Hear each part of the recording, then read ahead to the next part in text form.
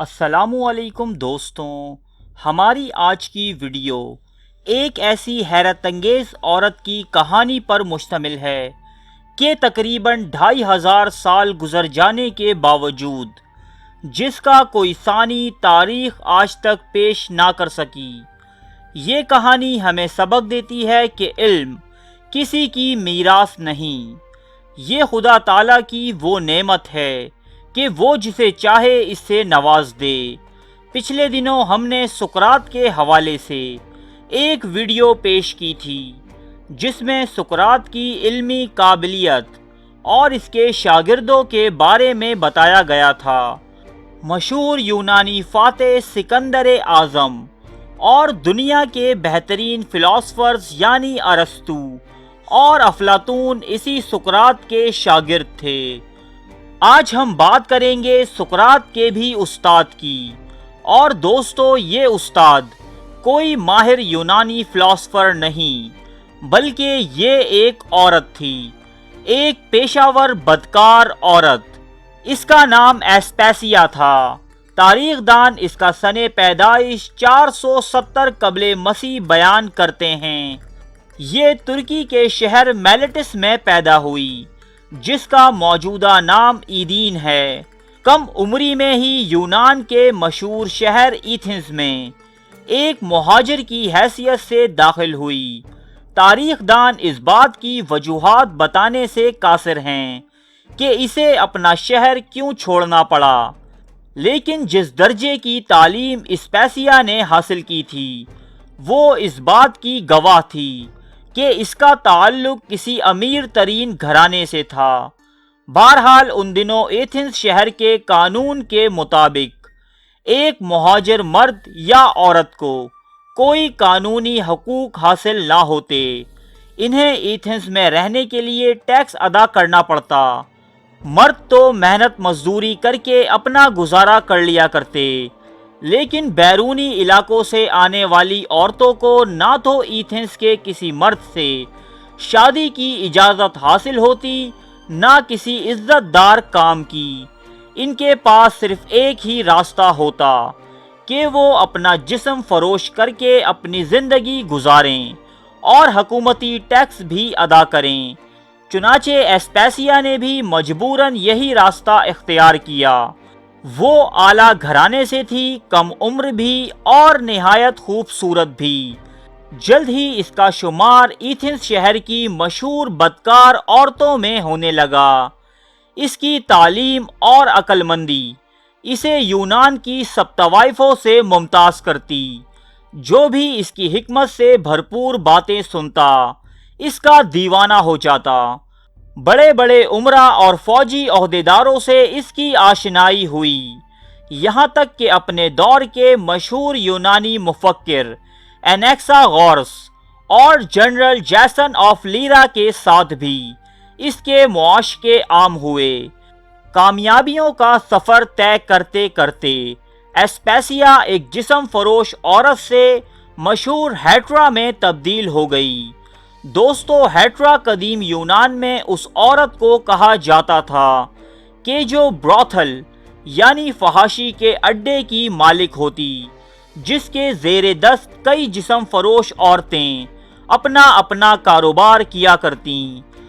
کہنے کو تو یہ فحاشی کا ایک اڈا تھا، لیکن یہاں اکثر و بیشتر علم کے متلاشی حضرات بھی تشریف لاتے اور ایسپیسیا کی تقاریر بڑے شوق سے سنی جاتی۔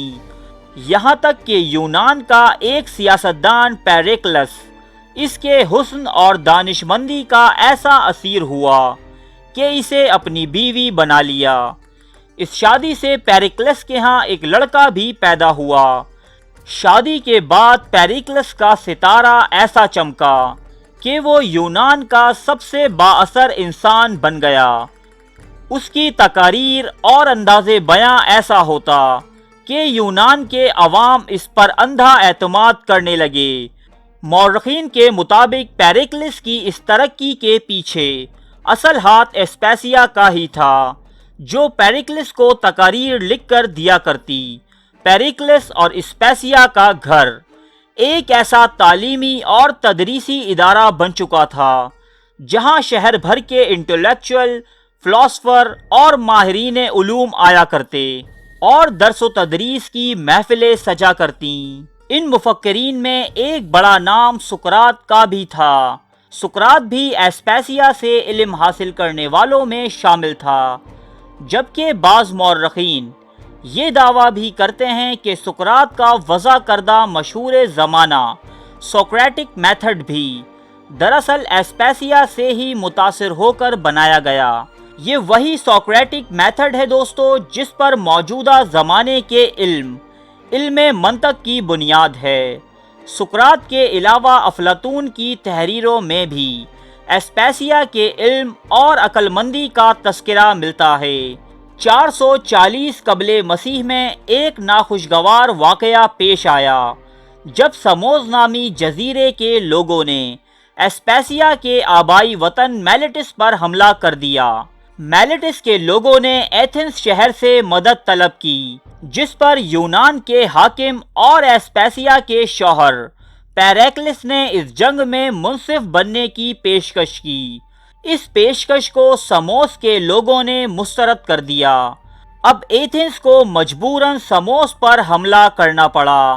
سموس تو بہرحال فتح ہو گیا، لیکن اس مہم کے دوران لاتعداد یونانی سپاہی جاں بحق ہوئے، جس سے عوام میں غم و غصے کی ایک لہر دوڑ گئی۔ لوگوں نے اس جنگ کا الزام ایسپیسیا پر عائد کیا کہ پیریکلس نے اپنی بیوی کو خوش کرنے اور اس کے آبائی وطن کی خاطر ہمارے نوجوانوں کو قربان کر دیا۔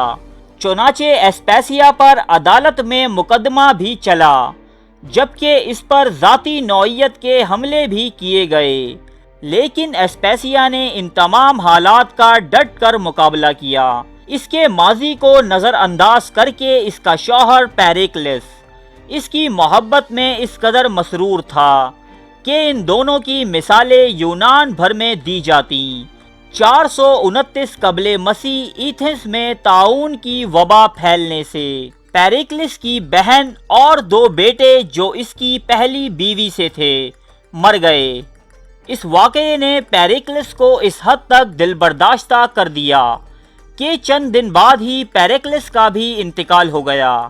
پیریکلس کی موت کے بعد ایسپیسیا نے یونانی جنرل اور ڈیموکریٹک لیڈر لائسیکلس کے ساتھ رہنا شروع کر دیا اور اپنی دانش مندی کا استعمال کرتے ہوئے اسے بھی جلد ہی یونان کے سب سے بڑے قائد میں تبدیل کر دیا۔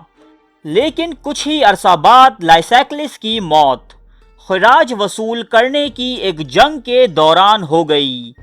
اس کے بعد سے تاریخ میں ایسپیسیا کا کوئی ریکارڈ نہیں ملتا۔ کچھ مورخین کہتے ہیں کہ وہ اپنے بیٹے کے ساتھ زندہ رہی، مگر سقراط کی موت یعنی زہر پینے کے وقت 399 قبل مسیح میں ایسپیسیا کا کوئی تذکرہ نہیں ملتا، جس کے باعث خیال کیا جاتا ہے کہ اس کی موت 400 قبل مسیح کے آس پاس واقع ہوئی۔ بلا شبہ وہ اپنے دور میں یونان کی سب سے بڑی مفکر اور فلاسفر تھی کہ جس نے دنیا کے بڑے بڑے ناموں جیسے سقراط، پیریکلس، اینکساغورس اور زینوفون جیسے افراد کی استادی کے فرائض انجام دیے۔ دوستو، ایسپیسیا کی زندگی ہمیں سبق دیتی ہے کہ علم بڑے بڑے انگلش میڈیم اسکولوں، یونیورسٹیز اور کتابوں کا محتاج نہیں، بلکہ یہ تو وہ طلب ہے کہ جو پیریکلس جیسے مقرروں اور سقراط جیسے مفکروں کو ایسپیسیا جیسی بدکار عورت کے کہبہ خانوں تک لے جاتی ہے اور سیراب کر دیتی ہے۔ ارے فرینڈز، 1 منٹ، آپ ایسے ہی جا رہے ہیں؟ اتنی محنت سے ویڈیو بنائی ہے، ایک لائک تو بنتا ہے نا؟ اور دوسرا یہ کہ آپ ہمیں اتنی بڑی دنیا میں دوبارہ کیسے ڈھونڈیں گے؟ تو اس کا حل یہ ہے کہ آپ ہمارے چینل کو سبسکرائب کر لیجئے اور اس بیل کے آئیکن کو کلک کر دیجئے۔ اس طرح ہمارے آنے والی تمام ویڈیوز آپ تک پہنچتی رہیں گی۔ ارے ڈریے مت، یہ بالکل فری ہے۔